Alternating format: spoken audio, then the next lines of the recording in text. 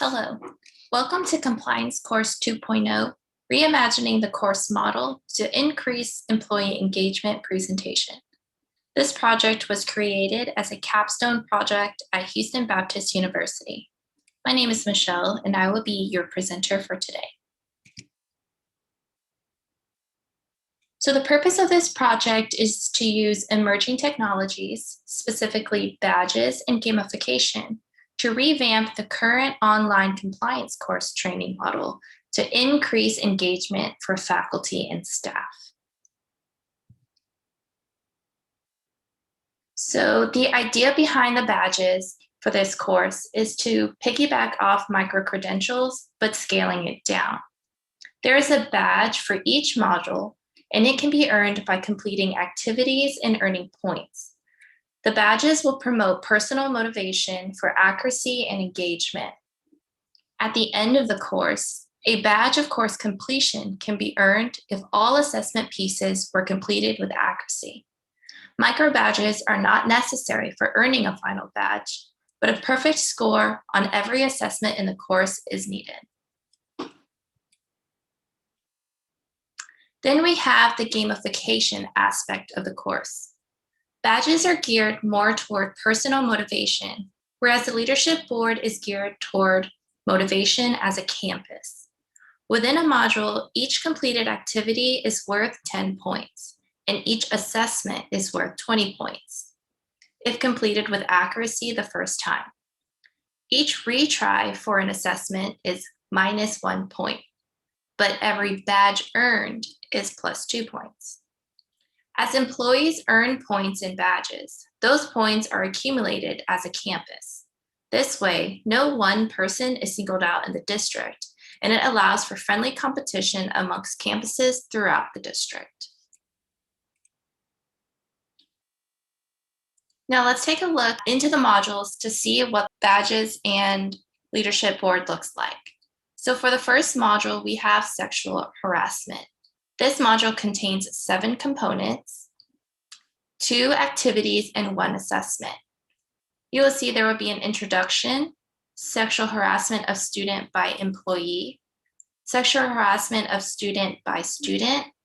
Then we'll have a check for understanding activity, which will be 10 points at completion. Then we'll have sexual harassment of employees in the workplace, reporting sexual harassment. This will be done as an activity scavenger hunt for the article, which will be 10 points at completion, and then an assessment, which is 20 points. Now to earn a badge for this module, only 20 points will be needed to get the badge. And if a badge is earned, that adds 2 points to your final score for a possible total of 42 points. The second module is suicide prevention. There are 9 components to this module with 2 activities and 1 assessment. The module consists of an introduction, suicide warning signs, risk factors, the check for understanding activity number 1. Then you'll have the role in prevention and district liability, faculty and staff responsibilities, then a check for understanding activity 2. You'll have a resources page and then the assessment. For this module, you can also earn a possible total of 42 points with only 20 points needed to earn a badge. For module 3, we have bullying prevention. This module has 8 components that consist of an introduction, types of bullying, a myth or fact activity that will be 10 points, bullying behavior and intervention, victim behavior and intervention, a check for understanding activity, which is also 10 points, a reporting page, and an assessment. For this module, you can also earn a total of 42 possible points with only 20 points needed to earn a badge. Then we have module 4, child abuse and neglect. This is a shorter module with only 6 components that consists of an introduction, types of child abuse, a check for understanding activity, which is 10 points, outcry and reporting, failure to report, and an assessment. So you'll notice that for this module, there is only 1 activity and 1 assessment for a total possible points of 32.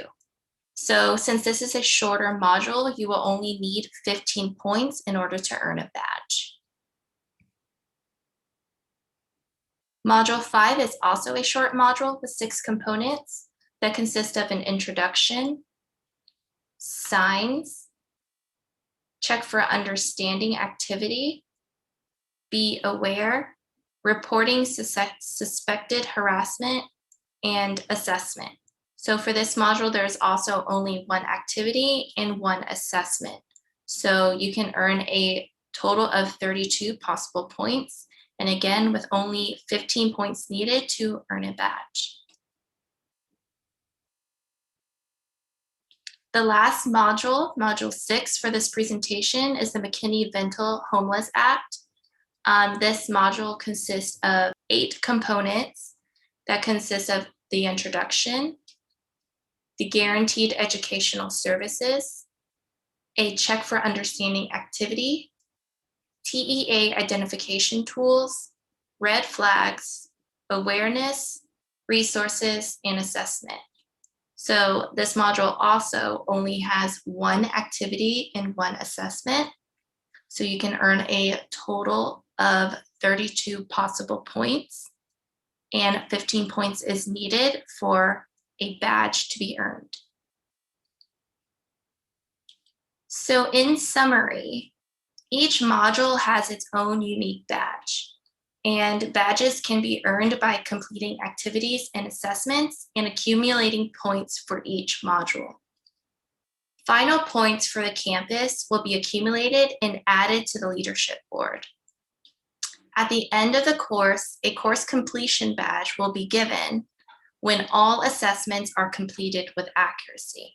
And again, a badge is not needed for each module, but all assessments need to be completed at 100%.